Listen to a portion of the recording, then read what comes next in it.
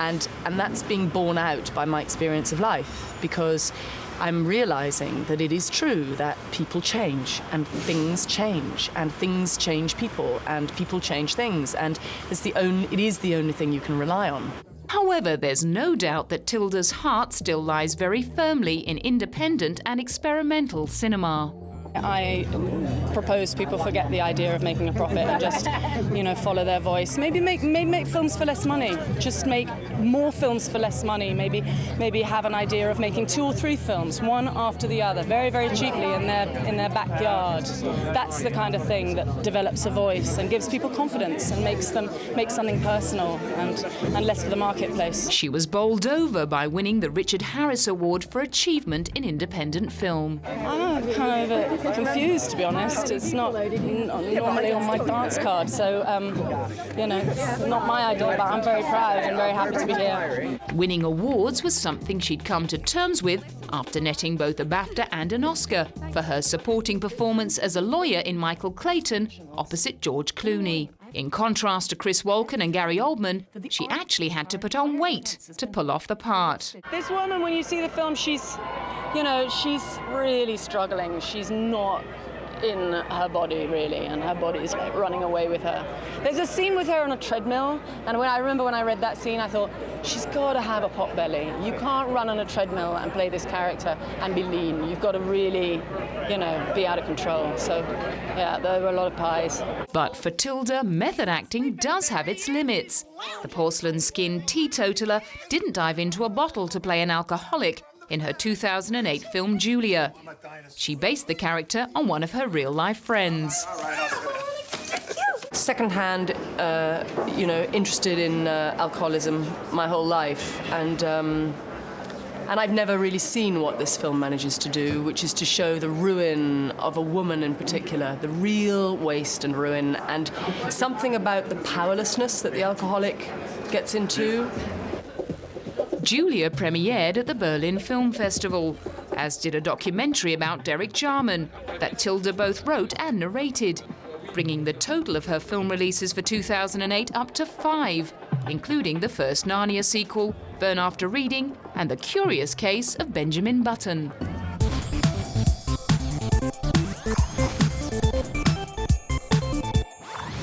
Hans Gruber. Alan Rickman sits at number 46 on the American Film Institute's list of 100 greatest villains for his dastardly portrayal of terrorist Hans Gruber in the 1988 action classic Die Hard. The deep-throated, heavy-browed actor actually started out playing romantic leads in Shakespeare plays and later in British films like Sense and Sensibility and Truly, Madly, Deeply. And in 1995, Empire magazine put him at 34 on its list of sexiest film stars. However, once he got to Hollywood, he quickly became typecast as arch-cads like Hans Gruber and the Sheriff of Nottingham. That campery easily tipped over into comedy in films like Dogma and Galaxy Quest, as well as Love Actually. Like many of his British colleagues, he hitched a ride aboard the Harry Potter steam train and has been happily hamming it up as Potions Professor Severus Snape since the franchise kicked off in the year 2000. 94. Although he's known for passing up film offers in favour of work in the theatre, he deigned to appear in 2 major films in 2006. In Snowcake, he reunited with his Galaxy Quest co-star Sigourney Weaver to play an English expat with a murky past who develops a relationship with an autistic woman in Canada. Aren't you cold? I have an unusual body temperature control. Well, he has this guilt and he has all this unresolved anger, but the whole story of the film is about how he's releasing himself from that. So it's a bit like a bird learning to fly, so as long as you have some image like that, there's an effort in flapping wings or getting out of a nest or getting up in the air. The film was shot in a small town in northern Ontario during winter. Being so far away from the film community reminded Alan that Snowcake was about real people and needed to be given a proper platform.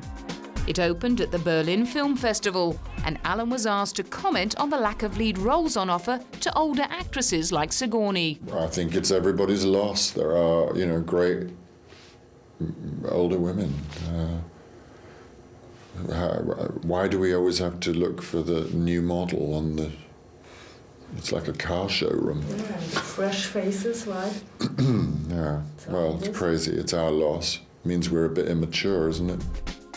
That would surely have been music to the ears of one jury member, British actress Charlotte Rampling, who frequently speaks out about the pressure on women to keep looking young. It also spoke volumes about Alan's 40-year relationship with former councilwoman Rima Horton, with whom he shares a home in London.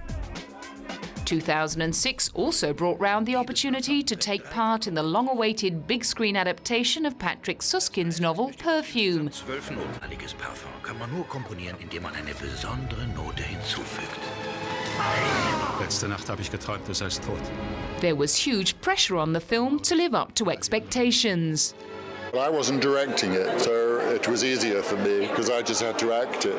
But I knew that I was in the hands of a very great director, and so really it was put on the costume and put on the wig and say my lines. He reprised the role of the protective father in Tim Burton's adaptation of a Stephen Sondheim musical, although this time there were ulterior motives. In Sweeney Todd, he plays the slimy bully Judge Turpin, who intends to marry the young woman he's been raising as his ward. Mercy on your soul. Underneath all the throat-slitting, cannibalism and sexual perversion, Alan saw the film's softer side. Tim's turned it into something almost poetic and rather beautiful. So, good triumphs in the end. The following year, he headed for the countryside for a taste of the finer things in life, to join the cast and crew of the drama Bottle Shock. I'm not introducing anything completely The film, which co-starred Bill Pullman, Rachel Taylor and Chris Pine, revolved around the world of wine and was set in the Napa Valley region of California. This guy, Stephen Spurrier, who I play, ran a wine shop in Paris, and in order to publicise that, he took advantage of the then American bicentennial to set up a blind wine tasting between American and French wines. And there's no way it could have been a fix because his jury was some of the most celebrated all French jury, wine experts and chefs and wine writers of the time. And history tells us that the American wines won.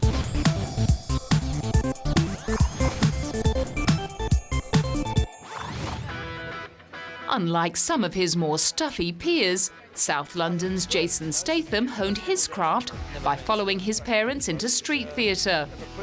He also showed an early aptitude for sports such as football and the martial arts. And at the age of 22, he came 12th in the World Diving Championships, before becoming a model for French Connection. A few years later, he met Guy Ritchie, who was looking for someone to play a streetwise con artist in Lock, Stock and Two Smoking Barrels. It was the kickstart to the film career Jason was looking for.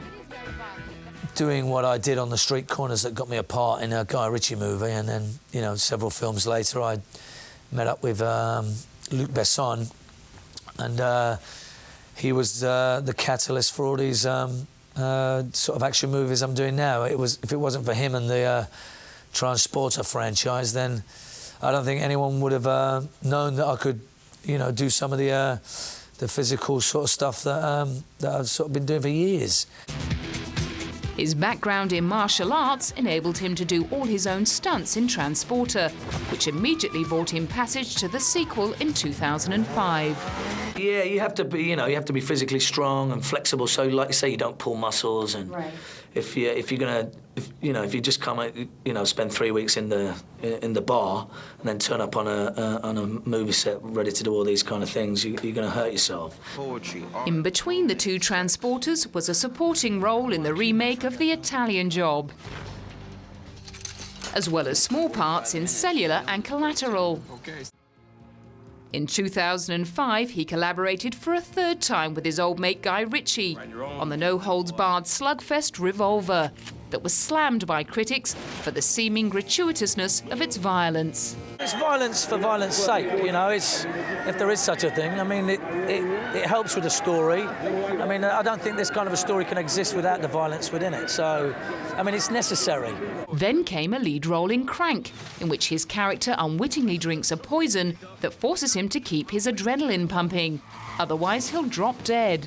It's about a man who's trying to find the man who killed him and trying to sustain his life while he does so in a certain amount of time. I suppose you could liken it to... in fact, I'm not going to liken it to anything. That's my answer.